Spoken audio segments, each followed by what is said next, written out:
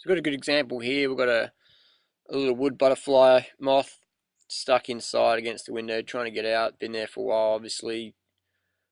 Very fatigued by the lack of movement, judging by that. Just sitting on my hand, I'm walking it outside. It's not even fluttering its wings at all. Very fatigued. If I was a predator, this moth would be an easy meal. So we're going to put it outside. I'm going to put it in a bit of sunshine, and we'll get some water and sugar for a little critter. So it's still alive, just out of fuel. That's the moth. It's been inside for a day or two. It hasn't had any food or water inside. As soon as I put it outside, put it on next to some water. Maybe it's getting some nutrition from the leaf, I'm not too sure, but it's definitely taking in some water there because I can see its tongue in the droplets. And people say calorie restriction is good for you. I'll tell you what, this moth's quite weak, and the first thing it's doing when it's outside is trying to get some food, get some fuel back in the tank. Look at it. So now it's moving around a bit more. See that long tongue? Just scoping stuff out.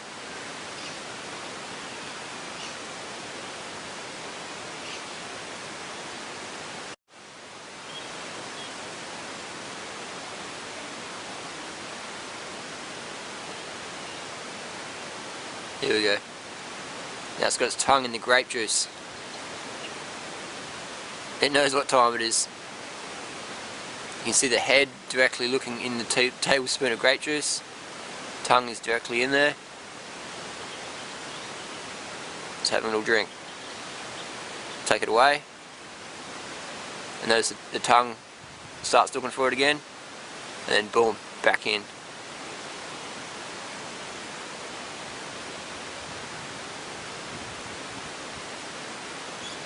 You can see the antenna directly going in for the juice. And we'll take it away. The antenna start looking for it again, and the tongue goes back in.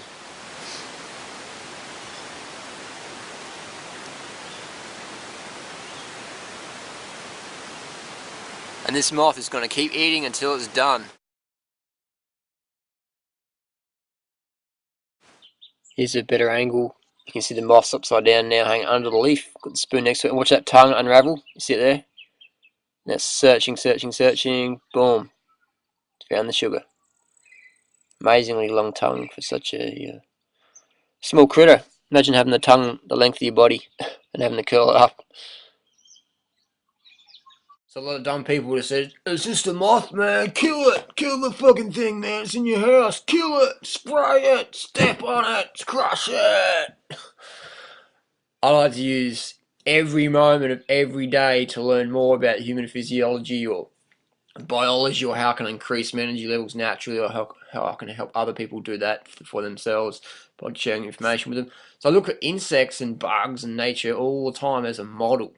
And that's why people say, "Well, Harley, you don't know if I'm dehydrated or carb." So, man, if I can tell if a moth stuck in my house is undercarbed or dehydrated, and it's that big, and it weighs maybe 2 grams, and you're my size, and I can see you from, 500 meters away, if I can tell a moth's dehydrated or undercarbed, I sure as hell can tell if you're dehydrated and or undercarbed. Definitely. So there you go.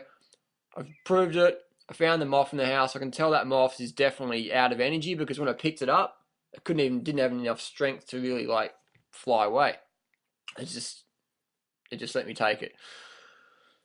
Took it outside, got some grape juice in a spoon, fed it up, and it drank a fair bit of the grape juice for a little moth. So there's this whole thing about, calorie restriction, calorie restriction. There's no calorie restriction in nature. You don't eat enough calories in nature, you get taken out. You got no energy, you can't fly away, you're done. You're eaten, finished. So my little moth friend proved the point. And then shortly after, I was watching it and just got some sun. It chilled out for a few minutes and then it flew away. It flew away, carved up, when before couldn't even jump out of my hand. Interesting stuff. Interesting stuff. So if you want answers, nature's a good model to follow. Here we go, there's a mosquito on my hand. Everyone's always trying to eat in nature. There's no calorie restriction ever. It's like get enough fuel to get the job done. Otherwise, you're going to be you're going to be food for someone else, or you're not going to be able to find the mate or to continue on. If people want some answers, if people want answers on, how much they need to eat, look at animals in nature, man. They're always eating. They're always eating. And if they're not eating, they're hibernating, but they've eaten enough so they can hibernate for winter. Have a look. Look to nature. Don't look to the anorexic, orthorexic, freaking breatharian wannabe bong smoking drug takers, cacao peddlers, whatever. Look to nature for your example and eat as much as you want. So bottom line, don't eat less, just eat right. Eat the foods you're biologically designed for. Fruit, sweet, sugary fruit, man. That should be your staple. Get off the animal products, get off the oil. The rest takes care of itself. Eat as much as you want. Only if you want to live a high energy, exciting, interesting, adventurous lifestyle. Otherwise, just undereat, calorie restrict, be a freak out, be a burden upon yourself. And remember, those that eat the least carbs freak out the most. Thanks for watching. So we've got a little spider friend here.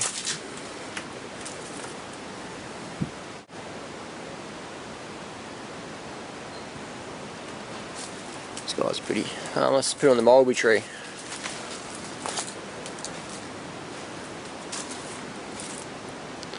A lot of flies around here. There we go.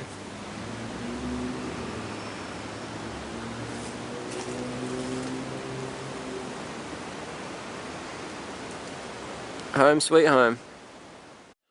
So here we have put some organic bananas out in the backyard.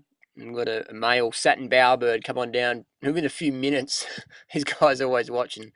And these birds on average weigh about 300 to 320 grams. That's about 10 ounces, 11 ounces.